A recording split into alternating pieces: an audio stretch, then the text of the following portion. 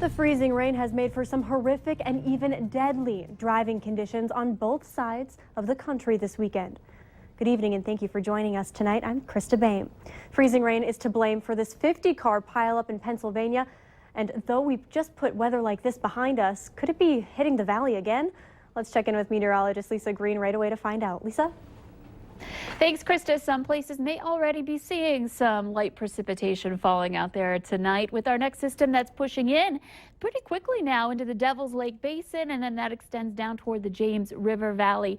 Expect to see more of this on the way for tonight and into the day tomorrow. Most of this falling in the form of snow, but you can see some pink there down to the south. There may be a little bit of freezing drizzle for you folks down in the James River Basin.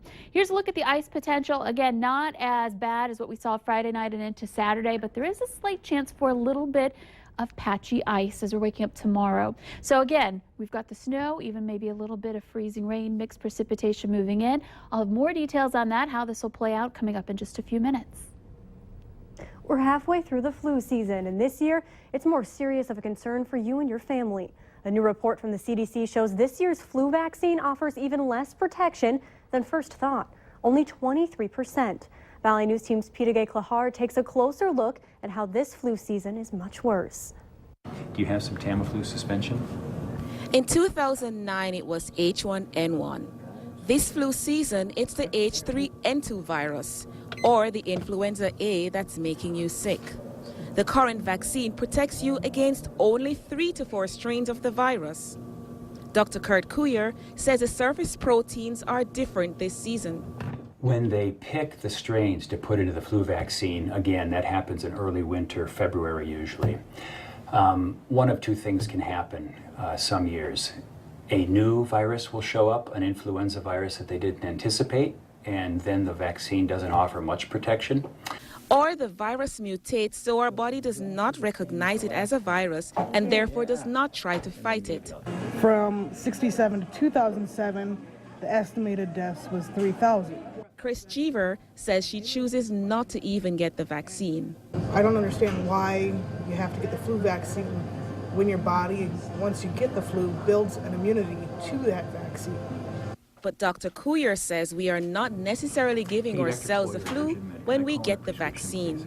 That would actually be exactly why to get a flu vaccine. You know, the idea behind a vaccine is that we are giving ourselves the virus or the bacteria or whatever the vaccine is for in a harmless form or a significantly less. Although this season's flu vaccine does not seem as effective, the CDC still recommends everyone 6 months and older to get vaccinated, as it may protect you from other strains of the flu. Peter Clahar, Valley News Live. This is the lowest effectiveness doctors have seen in the last 10 years. Typically, the vaccine is up to 60% effective. Mayville State University and the Barnesville community are remembering the life of a remarkable athlete tonight. 19-year-old Matthew Holland died Saturday from a seizure. The Barnesville football coach and athletic director says Holland had a seizure on Friday that put him in the hospital. He was released that night but died yesterday. Holland played football, baseball, and basketball for Barnesville High School before committing to Mayville State as a tight end. Visitation will be held from 5 to 8 on Tuesday at St. John's Lutheran Church in Barnesville with a prayer service at 7. Another visitation will also be held from 1 to 2 at Barnesville High School on Wednesday before the funeral at 2. Grand Forks police are asking for your help finding a man who fled the scene of a rollover crash last night. Officers responded to a call just after 11 p.m. in the 2100 block of 12th Avenue North. They arrived to find a 1996 Geo Prism damaged and unoccupied. Police say the car left a roadway and hit a tree before it rolled. Witnesses saw a man get out of the car and leave. He's described as a 25 to 30-year-old white man wearing a dark-colored winter coat. If you have any information, you're asked to call 701-787-8000. A man was arrested in Otter Tail County after driving drunk into a lake. The Otter Tail County Sheriff's Department says a man drove into open water on Otter Tail Lake around 9 p.m. last night. No one was injured, but the man was arrested for DWI. His name has not yet been released. Those protests against excessive use of force by police have found an empathetic ear from someone you might not expect. He's a police chief of a town near San Francisco. and you may recognize him as the former police chief of Fargo.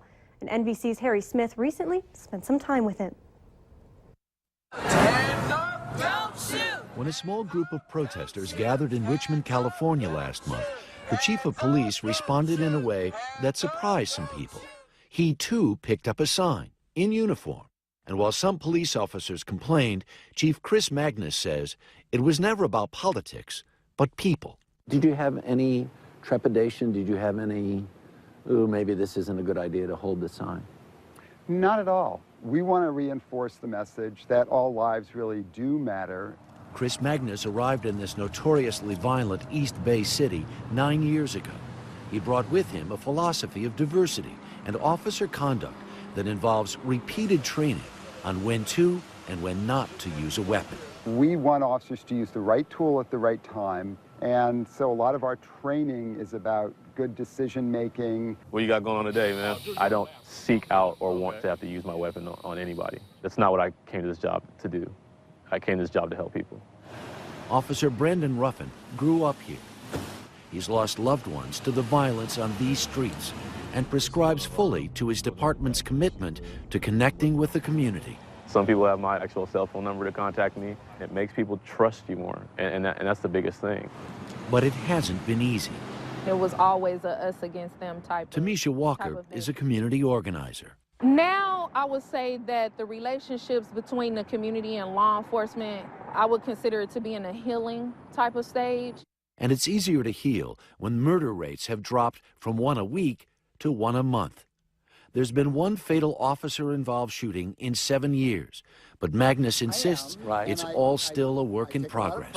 The community's starting to change, and they see cops now not just as an adversary or an occupying force, but in fact as a partner. Y'all be good. All of which was impossible to imagine not long ago. Harry Smith, NBC News, Richmond, California. Coming up later on Valley News Live at 10, we'll meet a girl just 10 years old who was on a mission for people just like Magnus.